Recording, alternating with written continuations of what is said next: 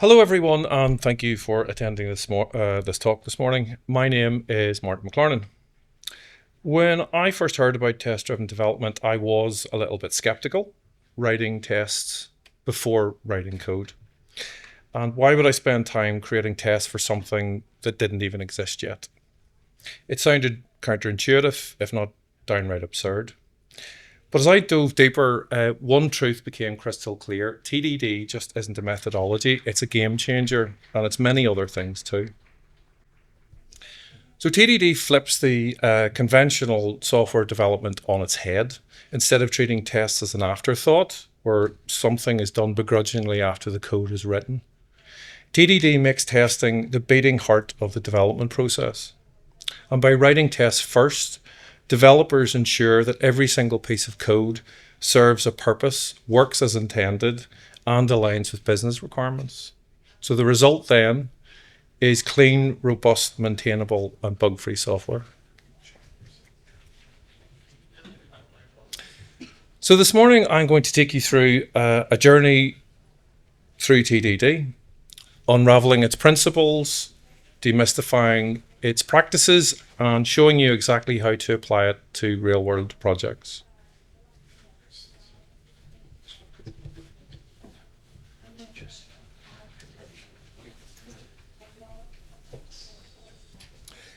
And since learning is best done by doing, we're going to build something tangible together, an e-commerce bookstore application. Using Kotlin, we'll walk through every step of TDD, from writing our first failing test to creating elegant production-ready code. But that's not all. I'll also introduce you to Behaviour-Driven Development, BDD, which is a cousin of TDD that brings stakeholders into the fold. By integrating TDD with BDD, we'll align development efforts with business goals, ensuring our software doesn't just work, but it works for the people who use it. By the time we reach the end of this talk, I will have equipped you with a clear understanding of the TDD process, including the Red-Green-Refactor cycle, practical strategies for introducing TDD into your daily workflow, and insights into combining TDD and BDD for maximum impact. An almost complete functioning e-commerce bookstore application built with Kotlin and Gradle. So get ready. Whether you're a seasoned developer looking to refine your skills or a newcomer eager to learn, this deep dive into TDD will transform the way you write software. So let's get started. What is test-driven development, TDD? Imagine trying to build a bridge without a blueprint. You might eventually succeed, but the risks, collapse, delays, and inefficiencies are going to be astronomical. Writing software without tests is no different. TDD provides that blueprint, guiding you to build software that's not only functional, but robust and maintainable and aligned with requirements. At its essence, TDD is about flipping the traditional development on its head. Our conventional approach is to write code first, and then maybe at some point, if we feel like it, we might write a test. TDD's approach is to write tests first, then write just enough code to pass those tests. And this philosophy creates a development process that's intentional and disciplined. Every line of code you write is guided by a test, ensuring it has clear purpose. Bugs are caught early, and your code remains clean and adaptable over time. You write code with a clear objective, avoiding unnecessary complexity. The tests provide instant validation that your code works as expected. And with tests in place, you can refactor your code without fear of breaking functionality.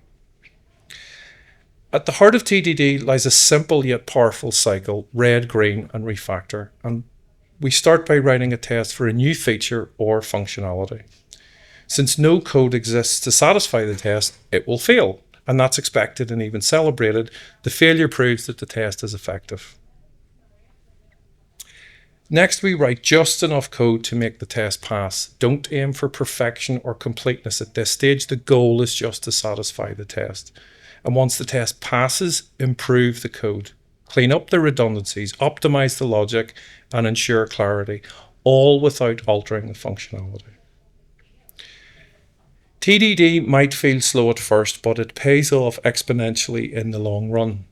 You reduce bugs by writing tests first, meaning that bugs are caught before they have the chance to spread. You have cleaner code. The Red-Green-Refactor cycle enforces clean, purposeful coding practices. And you have a faster debugging cycle. When something breaks, you can pinpoint the issue instantly by rerunning your tests. So with this foundational understanding of TDD and the Red-Green-Refactor cycle, we're ready to see how it applies in practice. So let's dive into TDD in practice, where we'll look at a Kotlin project and write our first test for our e-commerce bookstore. So now that we've explored the principles behind TDD, it's time to get our hands into some code.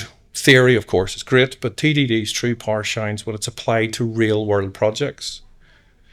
And I have set up a Kotlin-based e-commerce bookstore project with Gradle using IntelliJ, and we can look at how I started to build it out step by step using TDD. So we start simple, testing the search functionality of a bookstore. And at this point, the bookstore class and the search method simply don't exist, so the test will fail. So when we execute the test using Gradle, the result will confirm that our test fails. Now that we have a failing test, our goal is to implement just enough code to make it pass. We then create the bookstore class with the search function, and when we rerun our test, it now passes. With a passing test in place, it's time then to refactor the code. So if we try to make our search functionality more dynamic, we can do this by first extending the test by adding additional test cases. When we refactor the search method to support multiple books, when we rerun all of our tests then pass, confirming our functionality. So using the Red-Green-Refactor cycle, we'll now extend the functionality of our bookstore incrementally. So let's implement an inventory system that tracks the stock of each book. We start by writing a failing test. So we will implement just enough code. We then refactor by making minor improvements to ensure invalid queries return a 0. When we rerun all the tests still pass.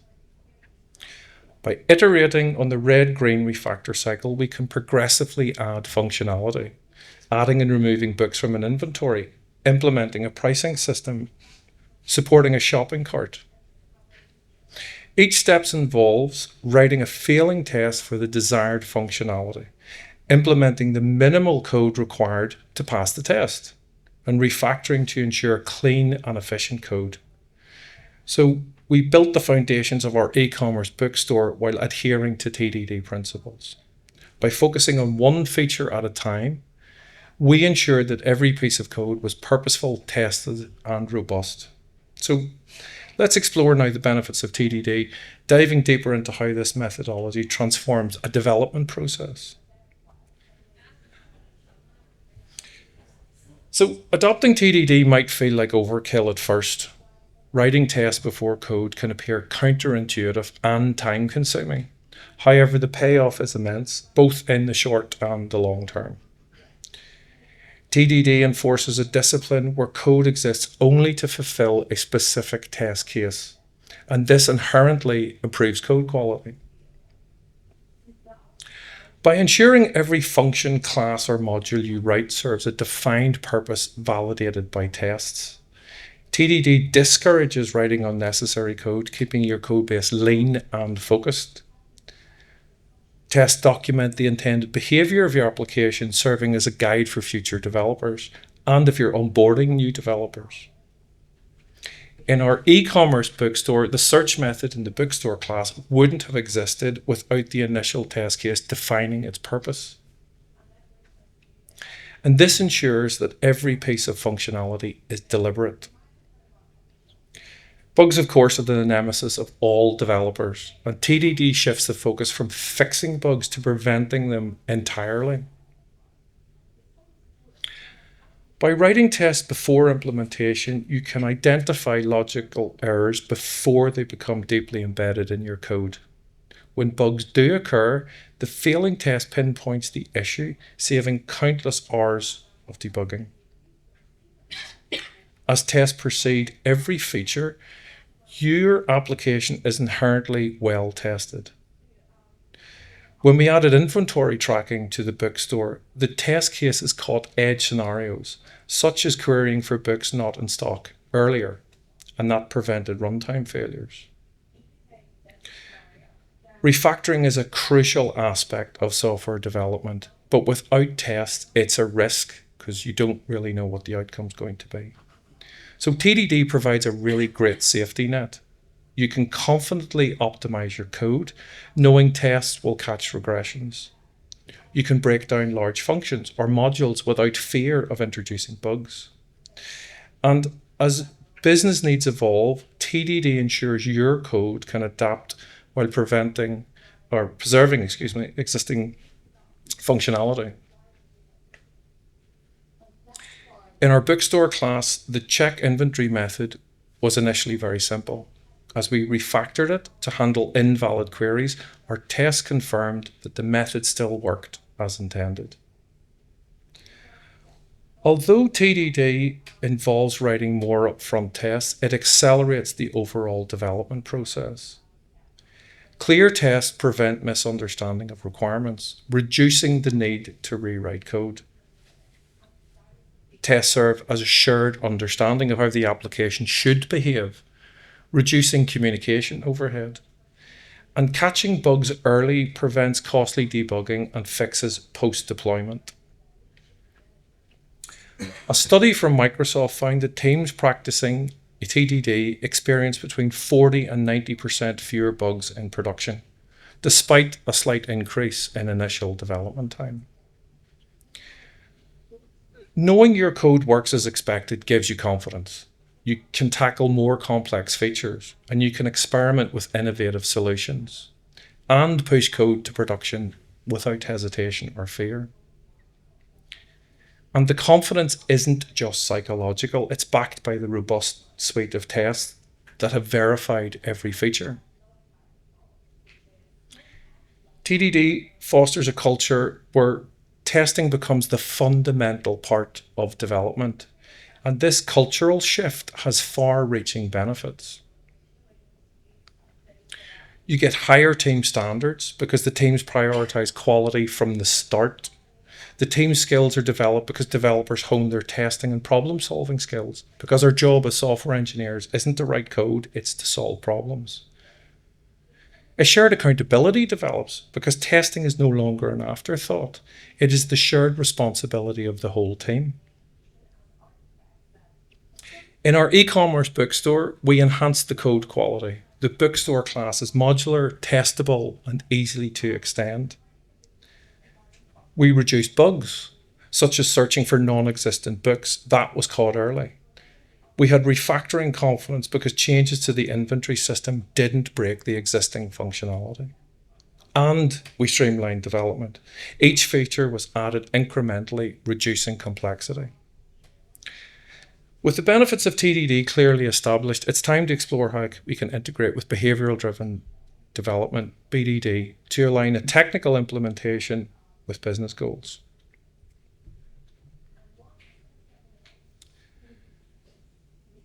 So TDD ensures robust and bug-free code, but it doesn't inherently address whether the code aligns with the business goals or the user expectations. And this is where BDD steps in.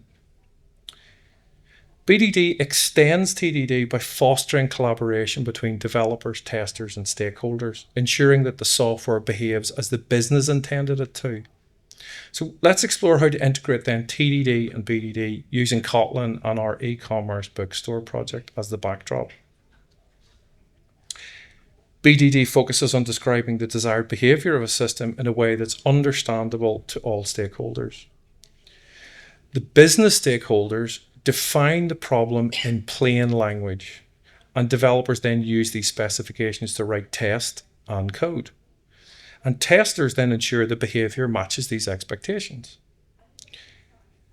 Because BDD is collaboration driven, it brings together technical and non-technical teams.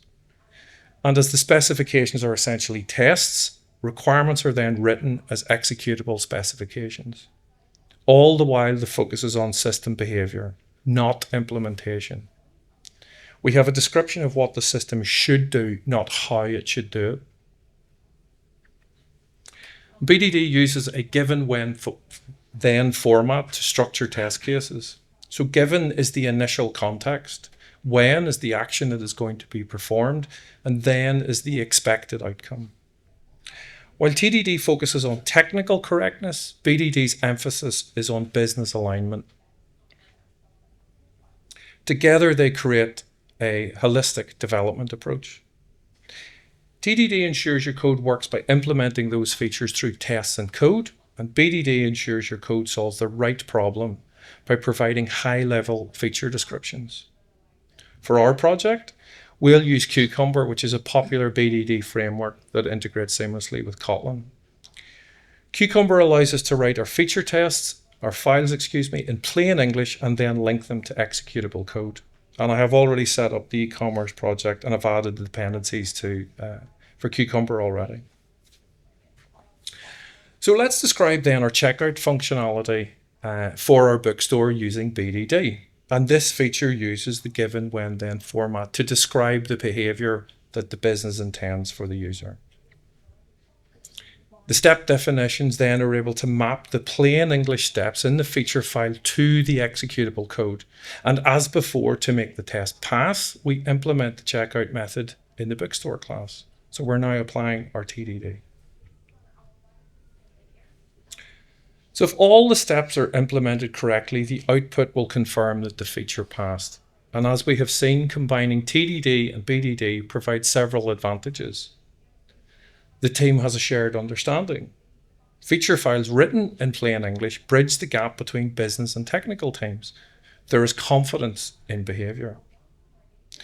Each feature is thoroughly validated before implementation, and there are traceable requirements where feature files act as living documentation. Again, very, very useful for onboarding new developers. In our e-commerce bookstore, the checkout functionality was developed collaboratively, ensuring it met both technical and business expectations. Feature files documented behavior, making it easier for stakeholders to review and then improve. And TDD ensured that the underlying implementation was robust and bug-free. So now that we've integrated TDD and BDD, it's time to address the real-world challenges that developers face when first adopting TDD.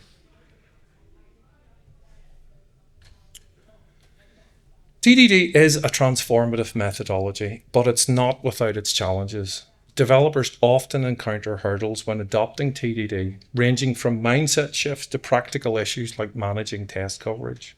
So let's address the most common challenges, provide practical solutions, and share some strategies to help you and your team master TDD. Many developers find it hard to switch from writing code first to writing tests first. And as a developer myself, I did genuinely struggle with that. And the traditional approach feels faster and more intuitive because we're coders and we want to start writing code as quickly as possible. But making TDD, it seems like an unnecessary hurdle sometimes. But the solution is to start small. Begin with a single feature in a project, writing tests for small self-contained functionalities like search in our bookstore. And that will help you be comfortable with the process. Practice with katas.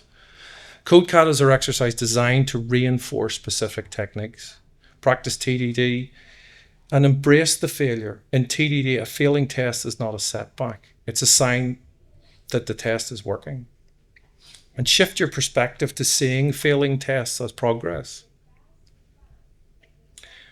So writing tests before code and following the Red-Green-Refactor cycle might feel slower compared to traditional coding. However, if you track the long-term benefits, you will see that the initial development may feel slower. TDD significantly reduces the time spent debugging and fixing production issues. Each passing test brings you closer to a working system. Celebrate the incremental progress. When implementing the checkout feature, writing tests up front ensured we captured business requirements early, preventing costly rework later. Write good tests, obvious. Tests that are neither too broad nor too specific, and this can be daunting for new developers who are new to TDD. The solution to this is to follow a first principle. Fast. Tests should execute quickly to maintain developer momentum. Independent.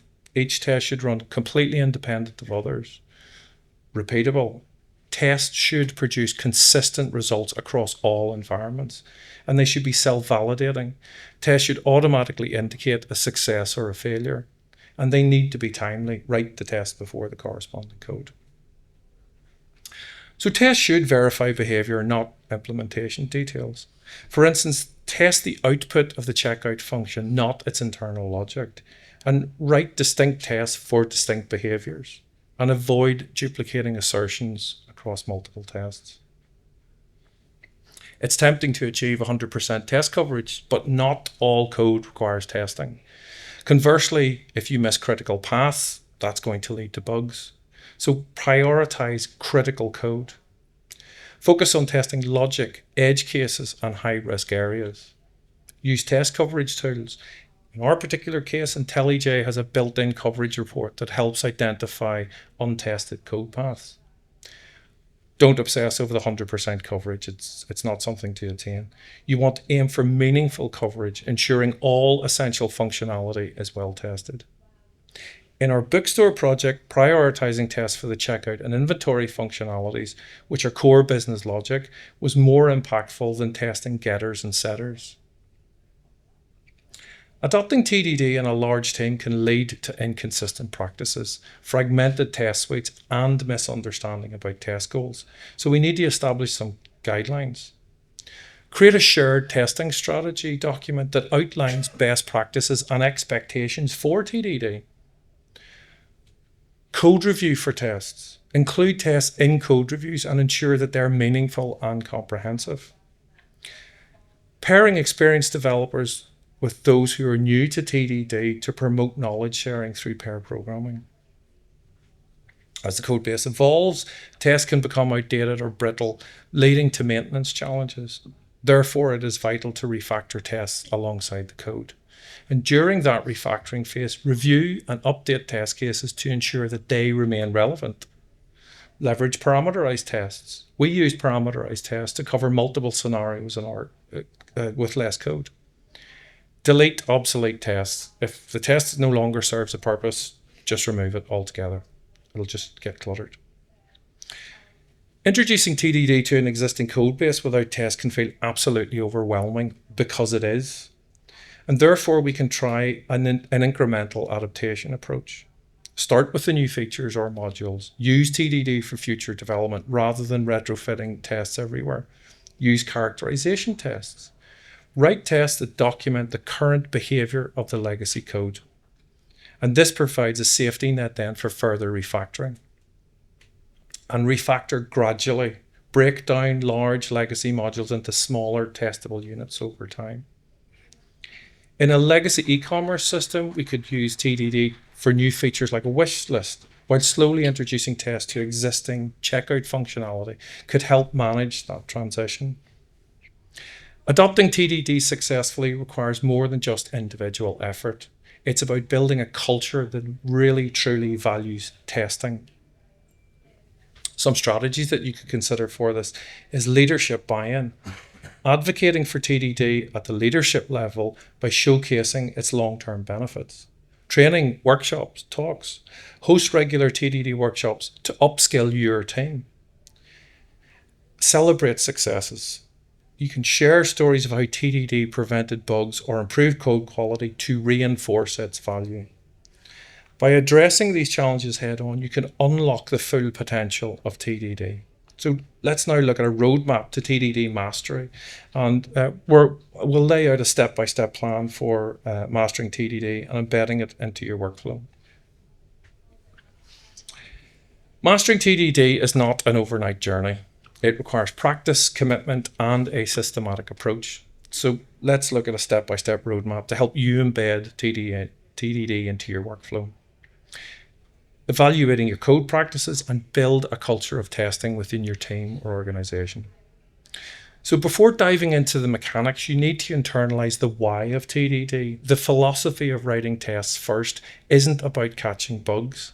It's about crafting code with purpose and precision. So where to start? How to start? Read and reflect. My favorite thing to do. Explore seminal works on TDD, such as Test-Driven Development, by example, by Kent Beck. He's the guy who first crafted the idea of TDD in the early 2000s. Adopt the TDD mindset. Recognize that failing tests are milestones, not roadblocks. Start small and celebrate that incremental progress. In our bookstore project, every feature, like the search and the checkout, began with a failing test. And this approach focused our development efforts on solving real, validated problems. The Red-Green-Refactor cycle is the heartbeat of TDD. Becoming proficient in this cycle is absolutely crucial for effective implementation. So what about an action plan? Practice with simple problems. Solving coding exercises or the katas, the FISBOs, the prime numbers, calculator app, all things like that using TDD. And focus on completing the cycle efficiently. Expand the small features. Use TDD to add features like user authentication or cart functionality in small projects. The most common pitfall is skipping the refactoring step. So always review your code after making the test pass to ensure it's clean, efficient, and maintainable. Effective TDD requires the right tools. So equip yourself with libraries and frameworks that streamline that process. In our particular case, we had JUnit for unit tests, and we had Cucumber for our BDD tests. And we also used Gradle then we could use Gradle to automate our test execution. And we have IntelliJ's coverage tools as well to ensure that we don't miss critical code paths. So once comfortable with TDD principles, apply them to real world scenarios. Start with small projects, isolated modules, and larger applications. And a useful action plan could incorporate beginning with a personal project that you create yourself or some isolated component within a larger system. Define those clear objectives by writing tests for core functionality, such as a registration for a user or a search. Identify edge cases and failure scenarios, and continuously refine your process as you apply TDD to new challenges. In our bookstore project, TDD guided the development of core features like the inventory tracking and the checkout, and each feature was implemented incrementally, ensuring quality and alignment with requirements. Once you've mastered TDD individually, extend it to your team or your organization. Collaboration amplifies the benefits of TDD, but it also introduces new challenges. So to effectively scale TDD, it is essential to implement several key strategies.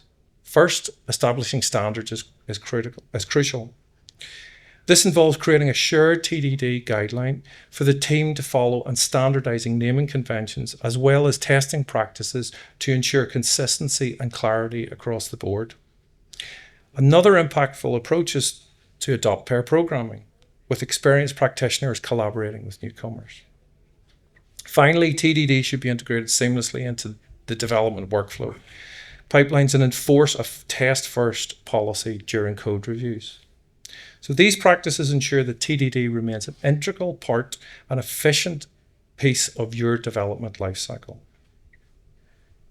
So, test-driven development isn't just a methodology, it is a philosophy too. And that transforms the way that you build software.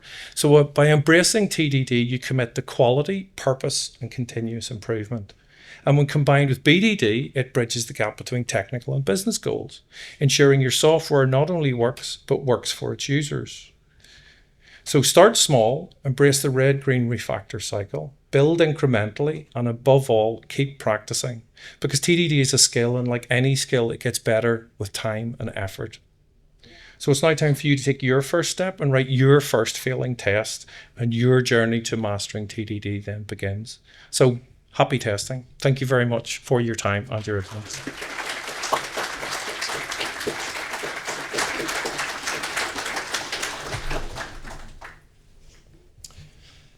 Anyone got any fantastic questions? Or not so fantastic questions? One fantastic question? It's not going to be fantastic, but one thing I always run into with testing, This is embarrassing now. Yeah, one thing I was running into is, like, where do you start mocking, or when is it appropriate? So for your example, you had the bookstore. Now, say, for example, it's a big legacy application and there's the warehouse side of the business. You're adding this new behavior, but there's this whole existing warehouse management system that will be invented off that. Like, how do you test that net new behavior and mock out the existing, and how do you make sure that your mock reflects the actual behavior of that legacy system? Yeah, that is one of the biggest problems with legacy systems. And the reason why systems are called legacy systems, because we can't say, oh, we forgot to test it. That's how we get away with saying that. That's how software developers do that. But it's true. A legacy system basically is in brackets, we did not bother to test it. And again, just start as small as possible. Try and break it down as small as you can. My thing as a tech lead is when I work with developers is that everything should be the smallest part possible. Last year I talked about Lego because I'm fascinated by Lego. If you look at Lego, there's a little tiny piece with a single dot on the top. That's how you want to build your code. Because the smaller that you have it, the less chance it's going to break.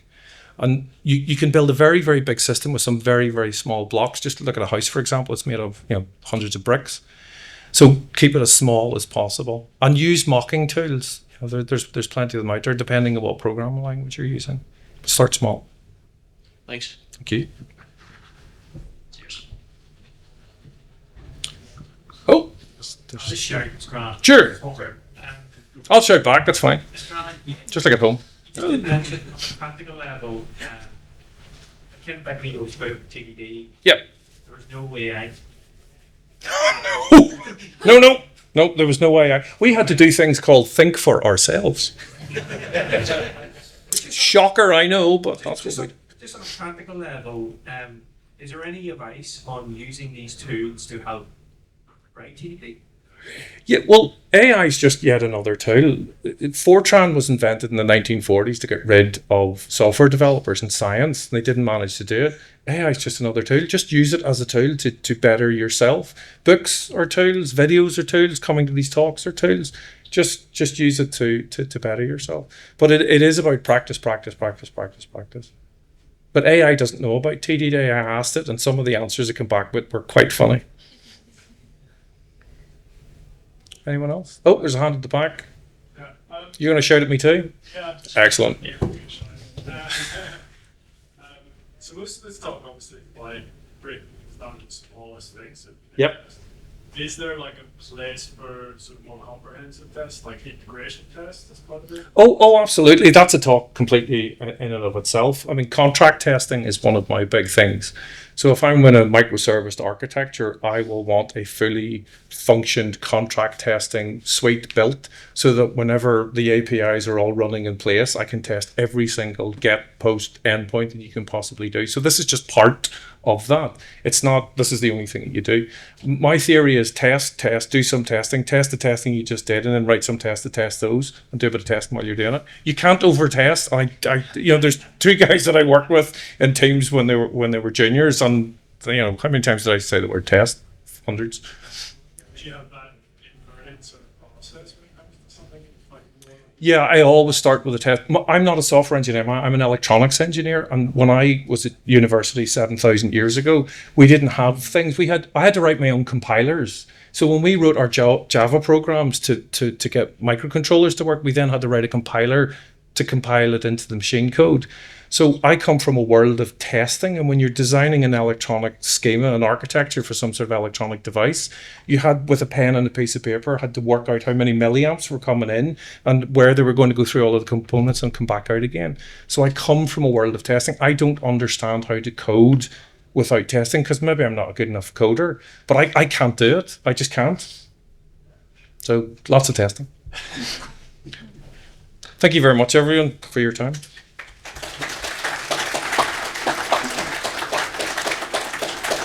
Oh, forgot to put that up. Thank you very much, Colin. Yes.